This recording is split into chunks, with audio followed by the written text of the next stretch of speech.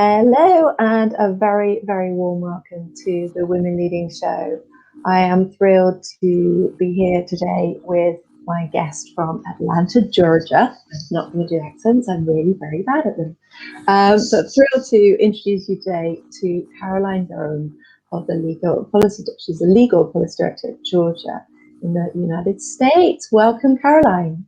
Oh, Jo, it's so great to be here with you, and I'm really excited for us having a chance to talk, and it's always a joy to be with you, and I love the work that the Women Leading Show is doing, so thank you. Thank you. Oh, no, it's a pleasure. We were connected through one of my dear soul sisters, Teresa Corso, who I know is likewise to you. So I'm really thrilled to have you on the show today. I'm Jo Baldwin Trott, the host of Women Leading. I'm also the editor and one of the authors in the very first Women Leading book, which is available on Amazon, as most things are these days. Can you buy a car there yet? I don't know. That'll be next. Buy your car on Amazon. Anyway, digressing, but here is the Women Leading book.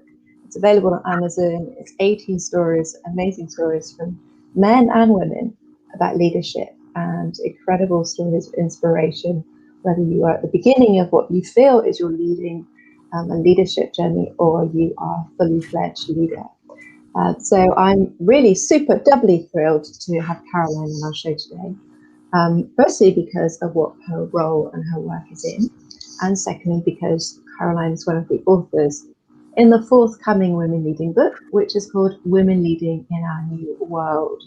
So this is very much a conversation and messages of inspiration for leadership moving forward. I'm going to send it to every male leader I can think of, because actually I feel that this will be a beautiful message to male leaders who are currently in the roles that women actually could be doing instead.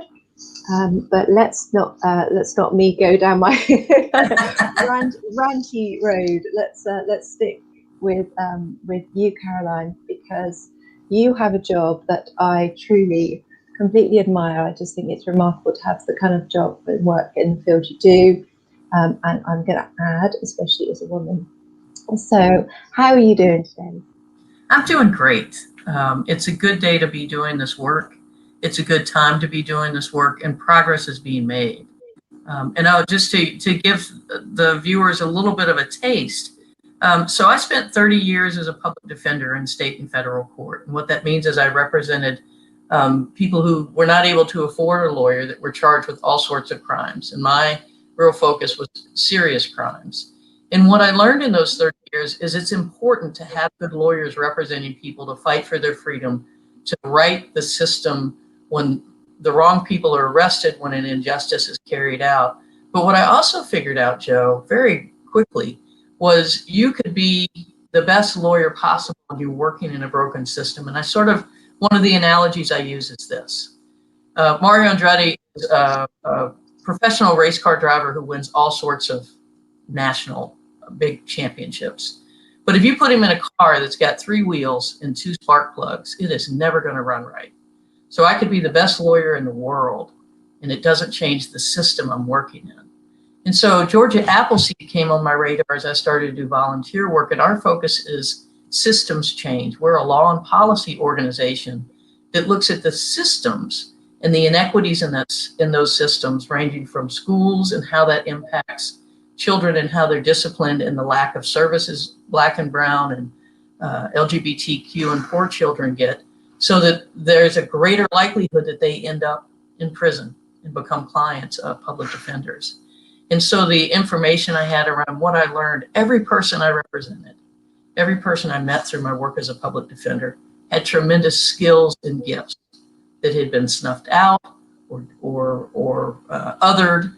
And so they oftentimes became my client because they only had 2 bad choices. And so my role now is to say, how do we give every child and every family, right now the focus is in Georgia, the resources so that they get a strong education and they have healthy homes to live in and they can thrive.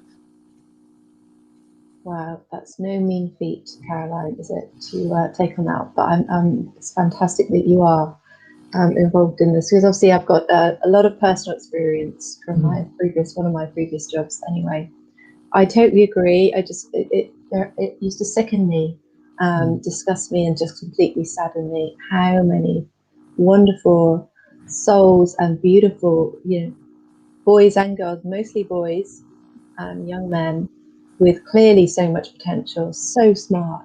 They were so good at committing crime. They had to be smart to be that good at committing crime. Let's just be really kind of pragmatic about it.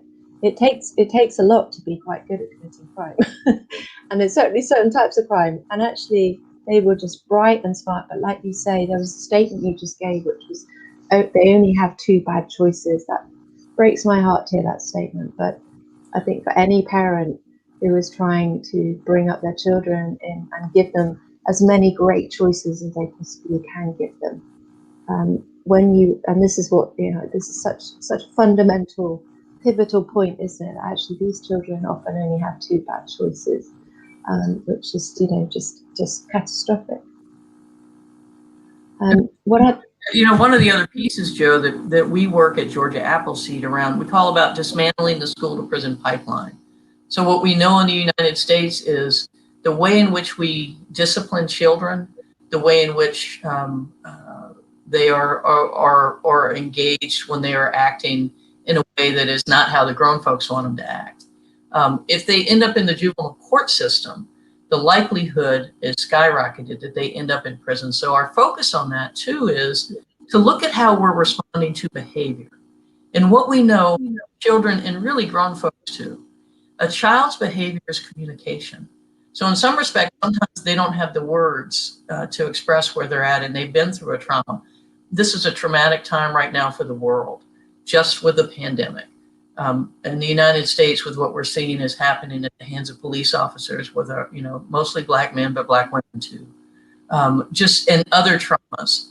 And so a child comes to school. We believe that a child wakes up in the morning and wants to have a good day, but they're maybe not in a stable home. Maybe their parents are not around. All the things that come in, and they come to school and they respond to something. They're trying to communicate and they don't use their words. If the response is, we're going to put you out of school, that means that they're not getting education. That means they're getting messages that they're less than. And so part of what we look at is the way in which schools discipline and respond to behavior in a way that lifts the child up and addresses what's going on, as opposed to saying you're bad and we're going to put you out. And there are a lot of wonderful models that are in Georgia, but that really is about saying, what are we doing at that early stage to address and engage and say what's happening? We focus a lot on children who are in foster care. So they've been taken from their biological families. That in and of itself is a trauma, right? And so what we know is the discipline rates for out of school discipline, so long-term suspensions and expulsions, are higher for children in foster care, again, for Black and brown children, for LGBTQ children, for children in poverty. And part of what we work to do is to identify and lift up solutions to that. What are the school-based resources that are there? What are the school justice partnerships?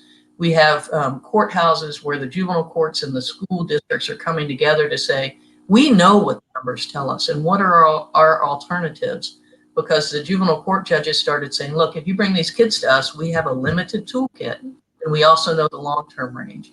So to convene and get people talking about important, supportive, creative ways that keep our children in school, that increase graduation rates, that mean they become more productive as individuals, and that's better for the community. So it's a lot. It's doable, though. That's what I'm going to tell you, Jo. It is doable.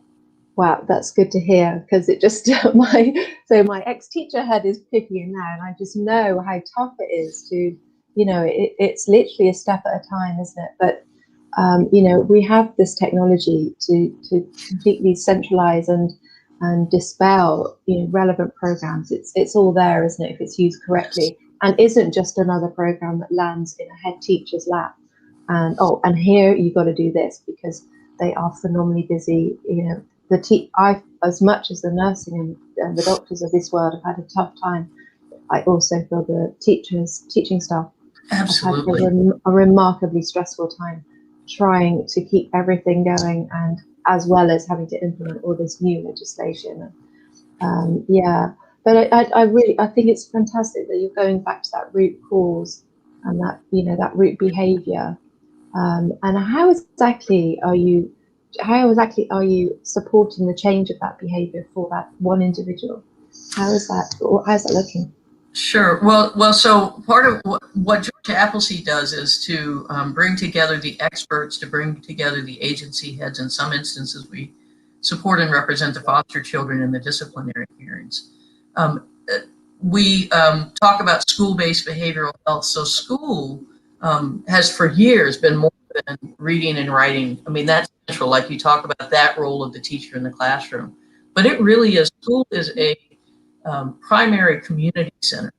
And it's a place where other services, it might be counseling that needs to be provided. It might be supports around education. It might be supports to deal with those components that are going to cause behavior that could get a child, quote, in trouble. And so by lifting up the models and ensuring that resources are there, so we do work at the State House, so from a legislative perspective, to engaging and convening community members to say, what do you see the solutions to be? And so what that does is, what are the services that each school needs for their particular community, for their particular needs?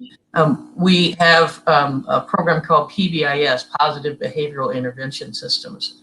And that is a tiered model that says there is a foundational piece that all schools should have for all students that is about social emotional learning. It's the atmosphere we're creating, a positive school climate, so that by lifting up all of the children, then we see that there are some children that need some additional services. And then you get to the top of the tier, which are sort of special education needs. And so through these types of structures, we're able to lift up the service providers, lift out things like the Department of Education, the Department of Family Services, and have them work together. Some of what Georgia Appleseed does is to bring those agencies together to de-silo them. And it works real well when it's there. Part of the challenge though, Jo, and this is not just specific to Georgia, many states across the United States, you have Atlanta and Georgia, and then as you get out from Atlanta, it's much more rural.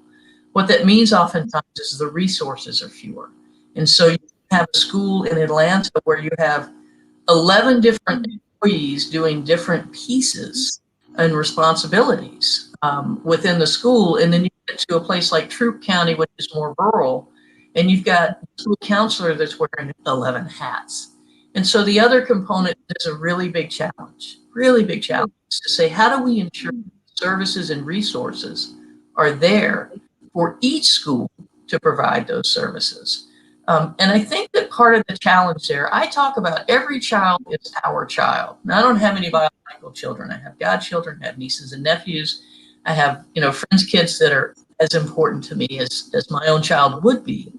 My responsibility is not just to the children that are in my home, but the kids at the bus stop, the kids in the neighborhood store. And so if we can begin to remember that we are all connected and that when every child succeeds, we all succeed, so that this fight over what money gets spent at what school and we spend more money on taxes, well, you've got more money to give to taxes. You've got more money to give to supports, so that there was an equity in the way schools have what they need. So these services and these approaches to children lifts up all kids. And I think that's really critical, because again, as we do that, for those in the audience, y'all, who need to know the economic piece, it's about the dollar.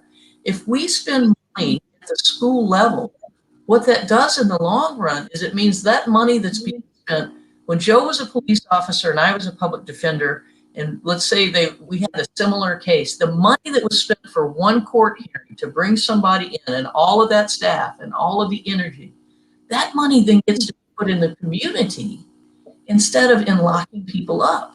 That money gets to be put in investing in people and getting them to recognize maybe they wanted to be a doctor and they got sidetracked. Maybe they want to be a car salesman. Maybe they want to be a school teacher.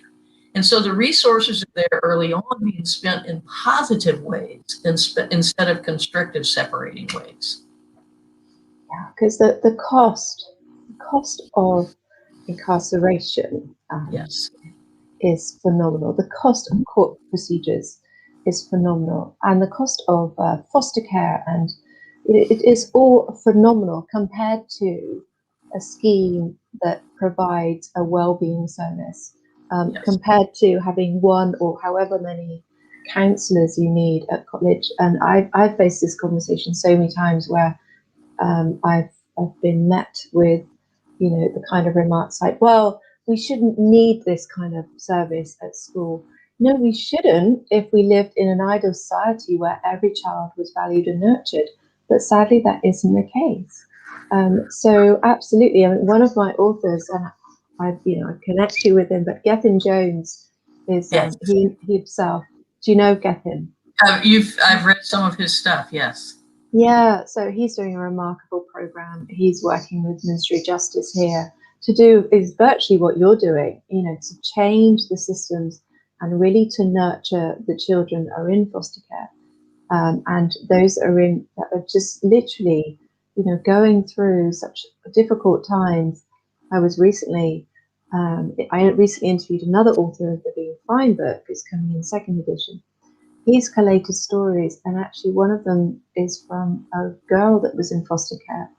And I'm not even going to go into the level of trauma this poor girl suffered, but I remember seeing it as a police officer. It's still happening. There's abuse, there's violence, there's aggression, and it's very normalized and that's the worst, most tragic thing. It's very normalized in these homes, and so how on earth?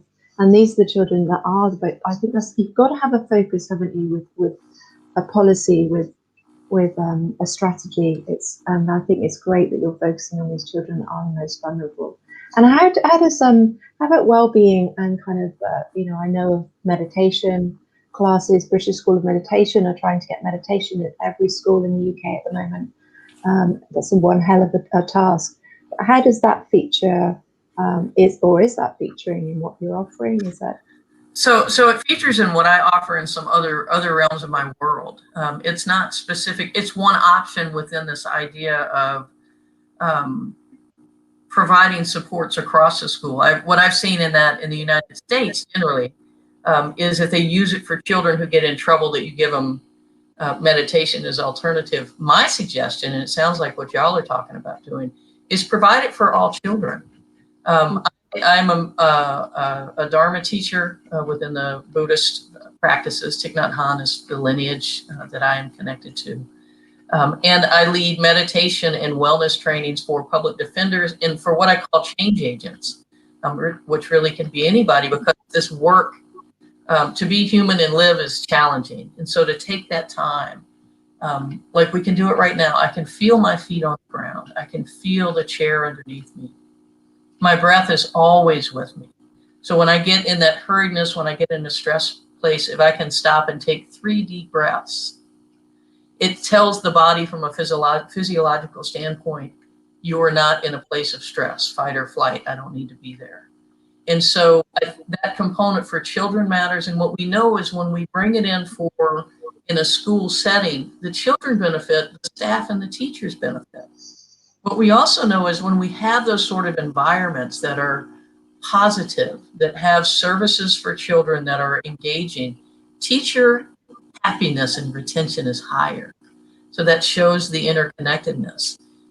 It's really important for us everybody, to take the time to be grounded, even if it's 5 minutes a day, even if it's at a stoplight, to breathe deep, in line at the grocery store, to take the time and just breathe. A lot of folks, friends of mine, are like, I can't do meditation because I think all the time. And we have this idea that the point of meditation is not to think. Our minds were created to think, so the thoughts are going to be there. The question is we follow it. It's sort of like a cloud. And so the other piece, if you haven't done meditation and you want to try it just for a few minutes, just sit like Jo and I are both seated. I can feel the comfort of the chair with me, the feet on the ground. You can do it with your eyes open. You can do it with your eyes closed. And it's focusing on your breath. So as you breathe in, just feel your breath to your lungs.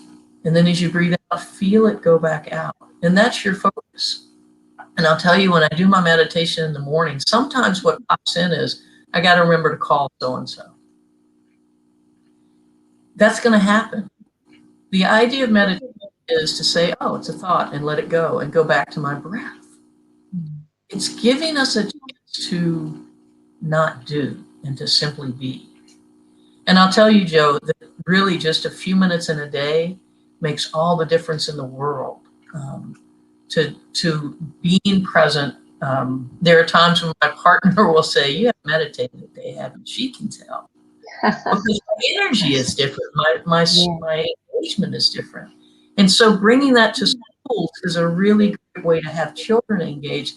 And what we know, so the Dalai Lama actually worked with Emory University. They've got a whole curriculum of engaging mindfulness in K through, I think it's kindergarten through 5th grade, but it may be through 12th grade. And I'll share, I had the honor of being in India with the Dalai Lama when Emory released the most recent curriculum. And one of the feedbacks they've gotten is the parents have talked about how different the children are when they get home. They're more at ease. They're helping in the kitchen. And so it's just this idea that we've gotten to a place, and I think this is part of the pandemic. I don't know if you want to go down this road. But part of the pandemic is us stopping and having to sit still, and because there was so much going on that really the earth and our body said, you got to stop, you got to sit, you need to isolate in the sense of being in your own. And when we take care of ourselves in the singular, I can show up better for you as my friend. I can show up better for my family. I can be more grounded in the work that I'm doing. It doesn't mean that stress won't come through. The Buddha says there is suffering. That's the first noble truth. I used to resist that, and I guess maybe it's true. The question is, how do we respond to it? Things can be chaotic around us, and we can be in the center of the tornado rather than being part of the tornado. So, yeah. And isn't that, hopefully anyone watching this or listening to this on the podcast will just consider where they can bring a moment of meditation into their lives. I mean, I would implore, if I was still teaching now, in fact, this is funny that you're on the show today, because I've just had an hour's call with someone who is just getting me some voluntary work in my local schools where I live now. So I'm really excited to be going back into schools, into the education environment, which I absolutely love. It's part of my my being, and I will be, fully promoting every teacher I come across and have the opportunity to meet, to just engage with their students in meditation. Every teacher can do that now, just for 5 minutes. 5 minutes at the start of every lesson. I know schools here are doing this. But I really think even if you have children that are phenomenally challenged and they still fidget, and they just creating the energy of someone in the classroom will get it fully, and someone will be able to focus fully. And the resonance of that one child and the teacher being fully present in that will have an impact. We are energetic beings. We're fully impacted by what's around us as well as what's within. So, I just think everyone can bring this in. When it was International Women's Day last year, I was very honoured to give a talk to Citibank, which is obviously a bank that you'll be very familiar with. It's US based. The first thing I did was a meditation, and I gave Reiki to, I think it was 130 guests at the event, and nobody had ever done that before. But I just felt the need to bring down and bring to centre the moment of International Women's Day. And actually now I bring it into every talk I do. Every talk I do starts with, and sometimes you get the odd look. So you get that kind of eyebrow raising.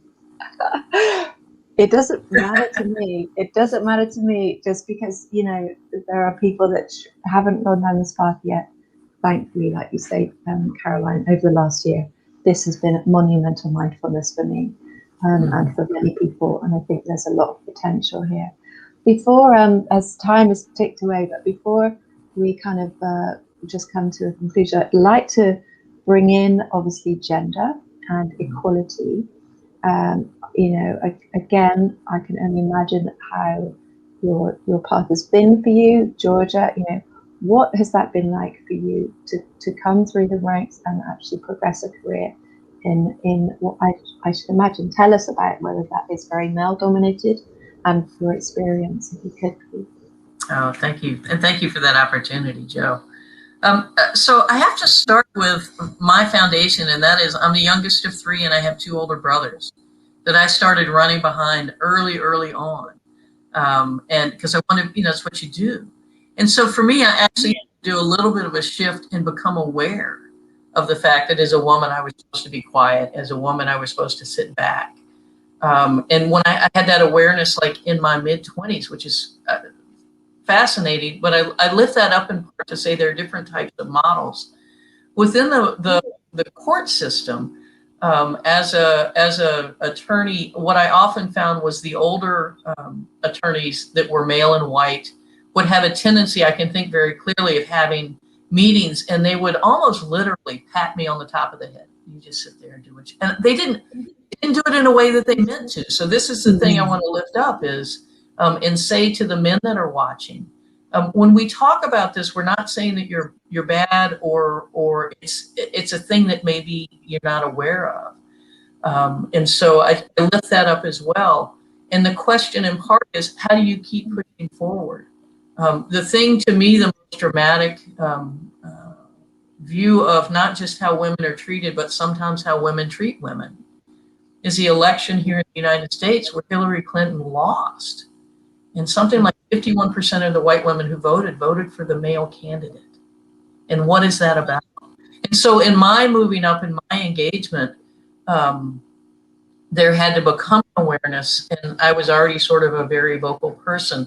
The piece that I had to step into was where other women in the room, to say to them, speak up. You are powerful. You have, and so that they began to lift up as well.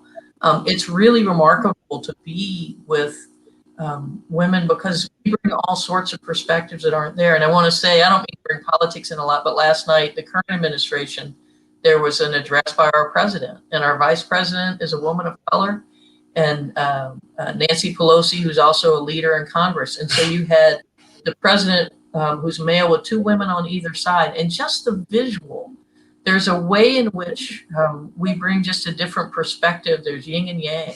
And so for me, the moving up has been needing to be self-aware, which I think all women need to understand, that we need to understand how what we're dealing with, and the fact that it's 2021 and we talk about breaking glass ceilings.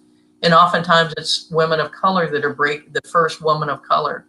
And so the awareness that we can break the ceilings, that we lift everybody up together, and that things get more interesting, more creative, and there are more solutions when women are engaged in the leadership. So I hope that gets to what you were asking. Yeah, I think it does. You raised some great points there. I mean, I love the point that you mentioned there about not judging. We do what we're used to doing. It's really quite simple, isn't it? Yeah. Well, I know I certainly do, and all my clients, is that, it's the main issue they come to me with is that I just keep doing this. So it's easy just to keep doing what you're used to doing. And, I feel the really valid point there was that it can be quite easy to judge male behavior, any behavior. But actually, unfortunately, until you're given an opportunity to actually address and to recognize, and this is across the board really, in any discrimination or any ism, as I call it, that you're actually mirroring and actually giving a moment for someone to look at their behavior, because without doing that, just to come in at the jugular and say, you've just done that, and yes, it may require, for the woman's point of view, I've been there myself, when you're the only female in the room, it may require you stepping up a little bit, using a slightly louder voice than you would normally, but staying true to yourself. I feel it can be done, and you've achieved that in your role. And I should imagine it's phenomenally male led. Your organization. Is it? Our executive, our founder though is a woman. She was a juvenile court judge, Sharon Hill, some years ago, created Georgia Appleseed.